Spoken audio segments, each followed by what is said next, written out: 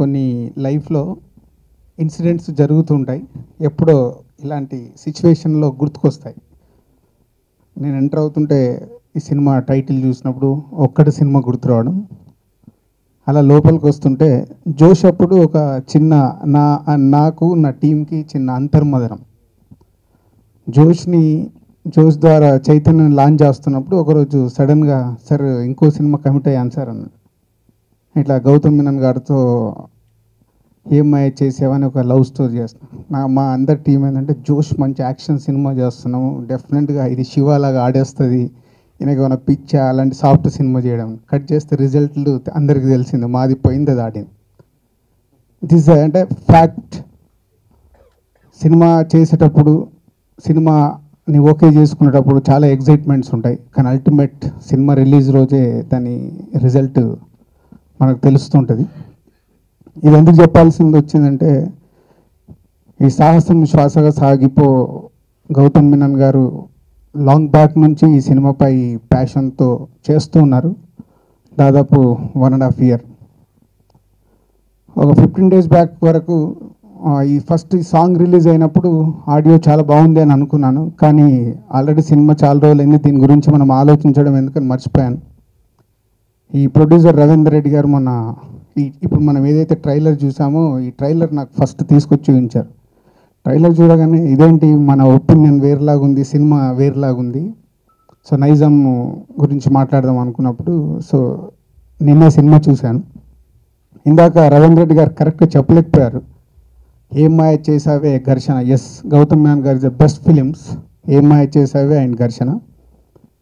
ఏం మాయ చేసావే first half అవుతే ఘర్షణ సెకండ్ హాఫ్.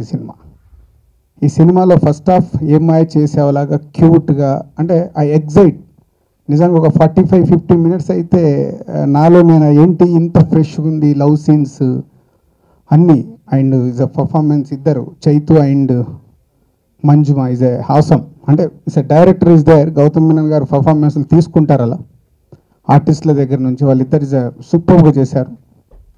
ఐ ఫెల్ట్ అంటే ఒక అద్భుతం. నాకంతా ఆ లవ్ సీన్స్ కానీ వాళ్ళ జర్నీ కానీ చాలా అద్భుతంగా నచ్చింది. సడన్గా ఒక టర్న్ ఏదో జరిగింది అనుకుంటే మెల్లిగా సెకండ్ హాఫ్ని is a build is a action ఒక టెంపోలో, లైక్ ఘర్షణలో ఒక టెంపో ఎలా అయితే ఉంటుందో అలా టెంపోలో మెయింటైన్ చేస్తూ తీసుకెళ్లారు. కొత్తగా ప్రయత్నం చేశారు. అంటే ఈ సినిమా డెఫినెట్గా కొత్త సినిమాల్ని ఆదరిస్తున్న ప్రేక్షకులకు తప్పకుండా నచ్చుతుందని నాకు నిన్న చూడగానే అనిపించి గౌతమ్ గారికి ఫోన్ చేసి చెప్పాను. మేబీ నాకు నచ్చినట్టు ఆడియన్స్కి కూడా ఈ సినిమా నచ్చొచ్చు, because of is a new film. It's not regular film. Regular సినిమాల్లో జరిగినట్టు ఈ సినిమాలో ఉండదు, చాలా కొత్తగా అటెంప్ట్ చేశారు.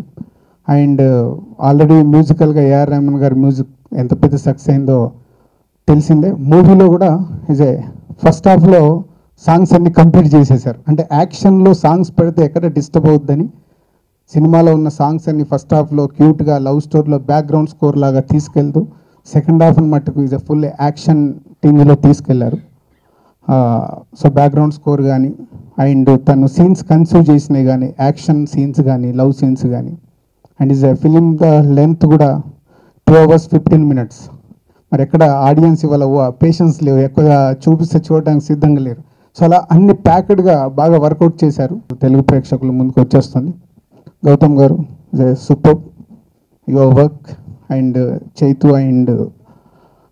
అండ్ హీరోయిన్ అండ్ ప్రొడ్యూసర్గా రవీంద్ర రెడ్డి గారికి first film. So all the best and old team, Kona garu and everyone.